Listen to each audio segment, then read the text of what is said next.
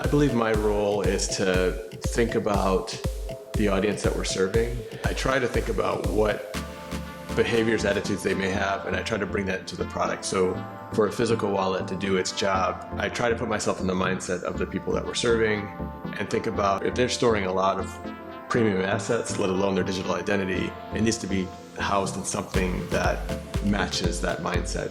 The notions of premium, the notions of value, the notions of security are very important to embody in the form factor that we explore. And so it was really fun to think about all the ideas, all the things that we could do to explore the shape and look of the device, but ensure that we converge on something that meets the needs and also matches the mindset of the people that we're designing for. I'm a big believer that experience should not just exist in an app. We could easily have just created an app and matched the competitors in the marketplace, but as human beings, I think we do need physical affordances, physical form factors that offer deeper protection, allow us to sort of remove ourselves from the cloud when we need to be removed from it, and plug in and play in the market when it makes sense.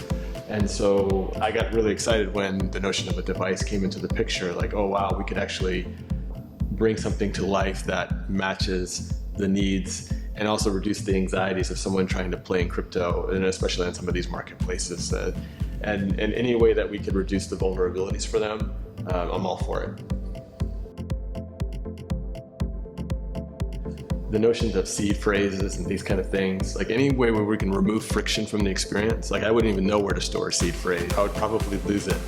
As a designer, to know that we have the potential to empower people to sort of own their digital identity, to really own how they manage their assets, to not have to deal with middlemen that could make my identity compromised. I mean, so many banks are still exposed to fraud, and I've been affected by fraud in my checking and savings accounts, and it's just not fun to deal with that stuff.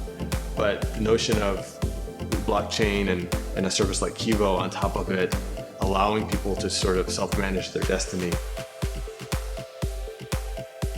I thought about what analogy mirrored like value in someone's mind, and could we actually go into history and think of analogous examples of things that people perceived as valuable.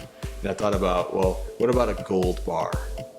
So instead of doing like a USB form factor, how could we bring the notion of a gold ingot into the expression of the form factor? And if you can imagine an ingot, it has sort of those beveled sides, slightly rounded corners. There's usually like a heart stamp in there. It's gold, it's metal of substance, it's premium. That's the form factor that we should shoot for. And so from all the divergent sketches that we created, I think when we started just speaking to that analogy over and over again, the team quickly converged on, yes, we like this gold beveled sort of form factor language.